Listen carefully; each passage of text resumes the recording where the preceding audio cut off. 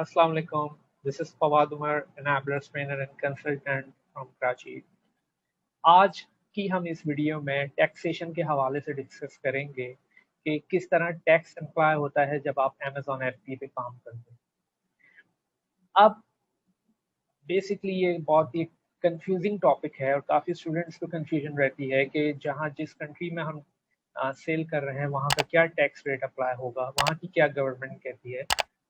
और डेफिनेटली जहां भी आप सेल करेंगे वहां पे आपको टैक्स पे करना है। तो let's start with the United states. US में आप जो सेल्स टैक्स जो पे कर रहे होते हैं that is known as sales tax. अच्छा, इसमें आप स्टेट्स टू स्टेट्स डिफर करती है।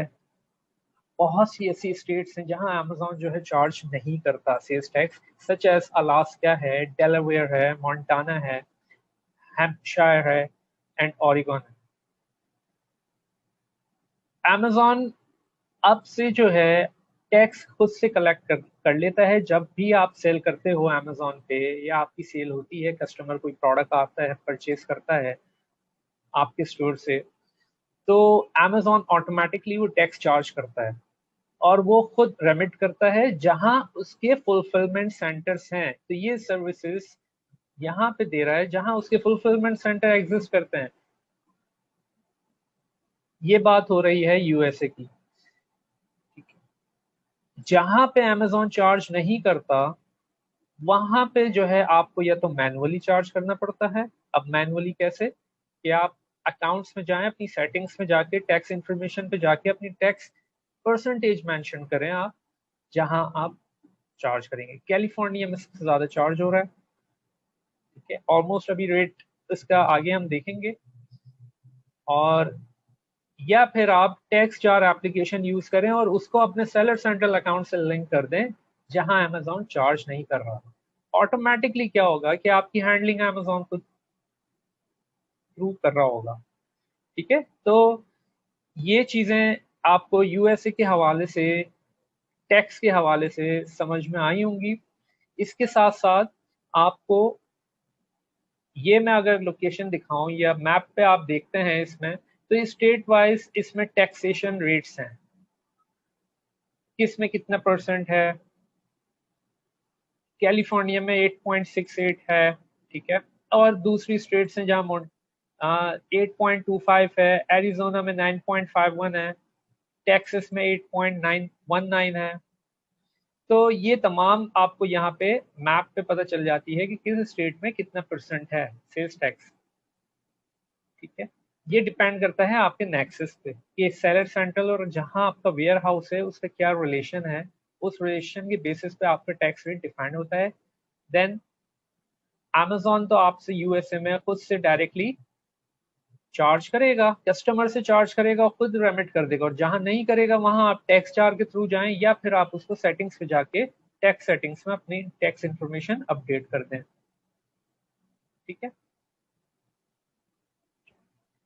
And now if we talk about Canada, तो कनाडा में बेसिकली जीएसटी अप्लाई होता है, that is known as goods and services tax. GST basically 5% होता है और वहां पे अप्लाई होता है जैसे यहाँ मेंशन है, अल्बर्टा है, ब्रिटिश कोलंबिया है, टेरिटरीज उसकी नॉर्थ वेस्ट की टेरिटरीज जो आती है, क्यूबेक है, ये तमाम यहाँ पे 5% जीएसटी रेट अप्लाई हो रहा होता है।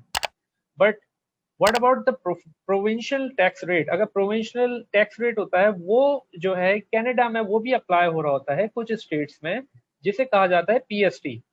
पीएसटी और कनाडा के जीएसटी ये दोनों साथ में जब कंबाइन होते हैं तो हार्मोनाइज्ड सेल्स टैक्स उसको कहा जाता है। तो हार्मोनाइज सेल्स टैक्स वहां पे आपको कनाडा में पे करना होता है।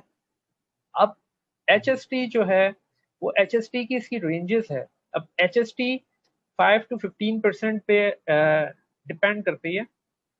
तो आपका जो सेल्स टैक्स होता है वो कनाडा में 5 to 15% में आता है एचएसटी में, जिसमें आप पीएसटी भी एडेड होता है, goods and services tax plus provincial tax rate. तो ये आपके आ जाता है, या अदरवाइज आप स्टार्ट में कर रहे होते हो तो आपने जीएसटी या फिर हार्मोनाइज टैक्स रेट होता है वो आपको अप्लाई हो रहा होता है इस रेंजेस में।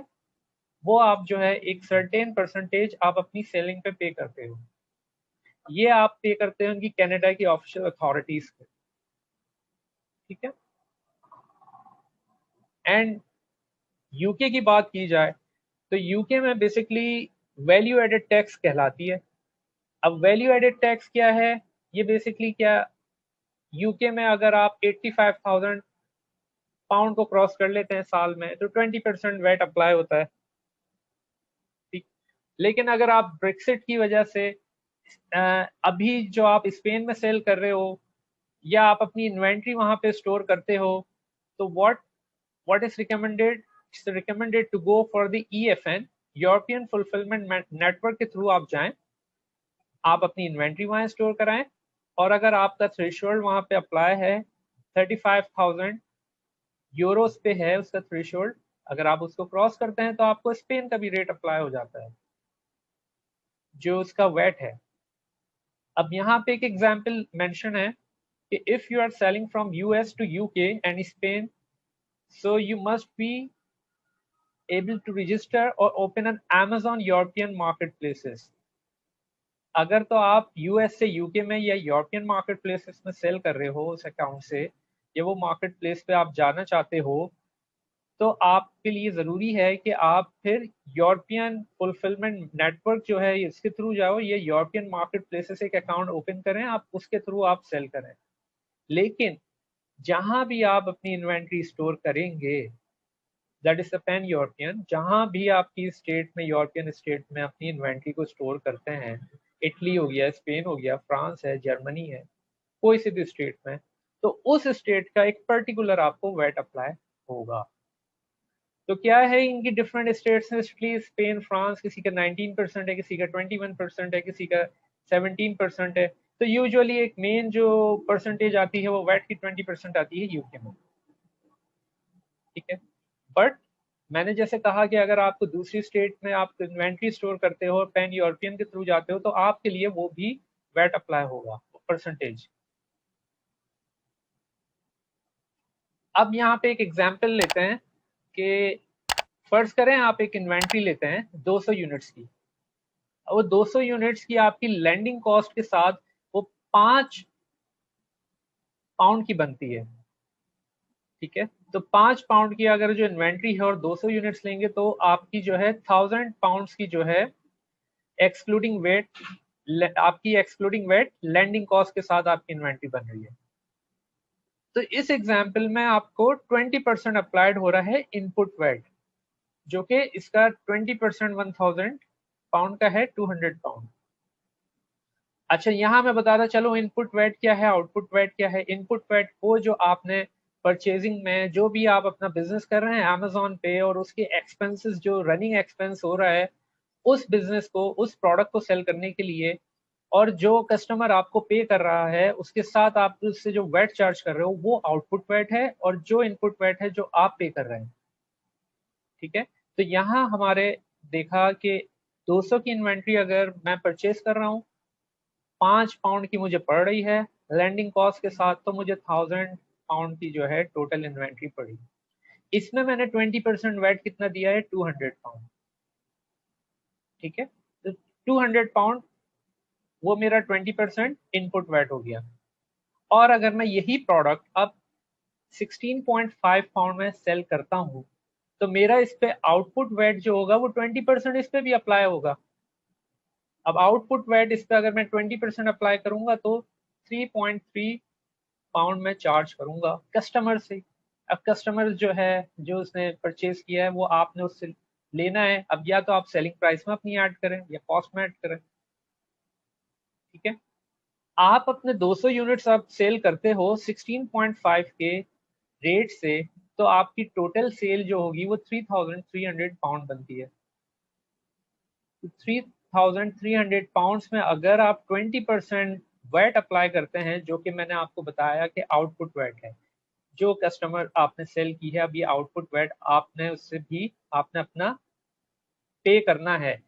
अब वो आउटपुट वेट आपने लेना है उससे, तो 660 वेट जो है आप पे एबल है कि आप पे करेंगे। लेकिन अभी यहाँ पे अब इसको हमने कंप्लीट नहीं किया, 200 पाउंड हमने जो है इनपुट वेट इसमें दिया है और 660 वेट जो है हमने अपनी सेलिंग प्राइस से अलग निकाल लिया कि ये हमें रेमिट करना है।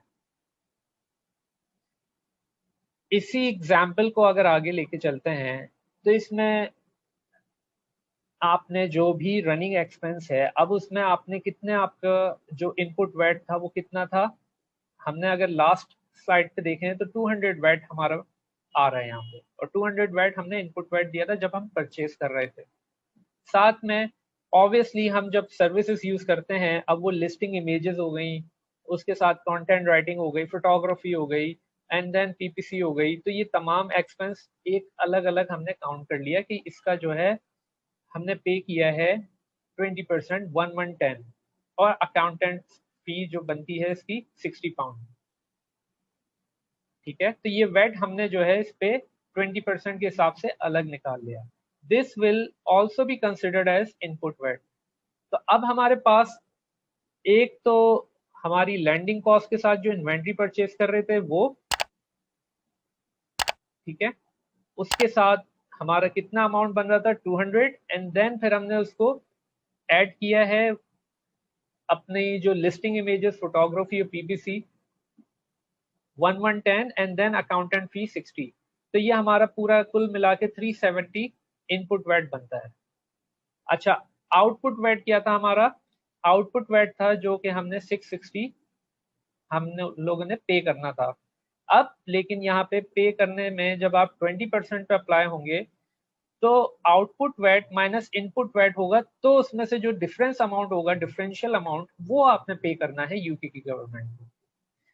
बेसिकली आपने अपना इनपुट वेट भी डिडक्ट करना है जो आपने आउटपुट वेट दिया है। ठीक है, तो आउटपुट वेट हमारा 660 पाउंड है, इनपुट वेट हमारा टोटल 370 पाउंड है, उसमें से हमने वेट पेबल कितना बना हमारा 290। तो देखा जाए 20% के लिए हमने जो अप्लाई किया हुआ था वो इफेक्टिव रेट 8.87 हम पे कर रहे हैं after deducting input VAT. This is our effective VAT rate. ठीक है, तो इसमें भी आपकी वेट स्कीम है कि आप 7.5% है एक वेट इसकी, ये क्या कहलाती है? ये फ्लैट रेट स्कीम कहलाती है। ये नॉट क्लेमेबल होती है कि आप इन्वेंट्री परचेज करें, आपने जो वेट दिया उस पर, ठीक है, आपने जो इस पे सेल की है, आप इसमें से इनपुट वेट आप क्लेम नहीं कर सकते अगर तो आप 7.5% पे चार्ज अप्लाई कर चुके हैं, आप वेट अगर रजिस्टर्ड हैं एफआरएस स्कीम के साथ। और यूजुअली यही होता है कि जो ई कॉमर्स बिगनर्स हैं, सेलर्स हैं, वो एफआरएस स्कीम के थ्रू जाते हैं। एक सर्टेन अमाउंट उन्होंने देनी है टोटल रेवेन्यू पे जो 7.5% चार्ज होगी। अगर तो आपका पूरा टर्नओवर एनुअली 1,50,000 पाउंड के अंदर अंदर है एक्सक्लूडिंग वेट, और वेट स्कीम मैंने आपको बताया 20% मेन स्ट्रीम पे होता है जिसमें आप क्लेम कर सकते हैं जो अमाउंट आपने इनपुट किया है वो 20% के हिसाब से आपसे चार्ज कर रहा होगा। अच्छा, ये एक चीज और कि अगर तो आप वेट रजिस्टर्ड नहीं है और आप अमेजोन पे सेल करना शुरू कर देते हैं as a non UK resident, तो आपसे from the day first Amazon 20% आपसे चार्ज करेगा। तो so keep in mind as soon as earliest अगर आप वेट के लिए रजिस्टर करा लेते हैं, that will be really really beneficial for you. अच्छा, इसी तरह अमेजोन इटसेल्फ अपनी सर्विसेज भी देता है। आप वेट सर्विसेज अमेजोन की ले सकते हैं। एनुअली वो चार्ज करता है 400 यूरोस एनुअली, जिसमें रजिस्ट्रेशन है, फाइलिंग है, एटसेट्रा एंड ऑल एवरीथिंग उसमें सारी ऐड हो जाती है। तो ये तमाम चीज़ें हैं जो आप जब सेल करने जा रहे होते हो तो आप अपनी कैलकुलेशन करते हैं उस हिसाब से कि मैं अगर तो कोई प्रोडक्ट सेल कर रहा हूँ अमेजोन पे और मैं यूके में कर रहा हूँ तो मेरी क्या कैलकुलेशन होनी चाहिए, मैं कितना मुझे वेट देना है, कितना मैंने वेट क्लेम करना है, रेमिट कितना मैंने करना है, और मेरा मार्जिन कितना है। तो ये मार्जिन, प्रॉफिट मार्जिन के लिए आप इसकी कैलकुलेशन करते हैं, देन फिर आप उसको फर्दर प्रोसीड करते हैं। तो ये एक वीडियो आई होप कि आप लोगों के लिए काफ़ी हेल्पफुल रही होगी इसको समझने के लिए। इससे रिलेटेड कोई भी सवाल है तो कमेंट बॉक्स में आप करें। ठीक है, थैंक यू।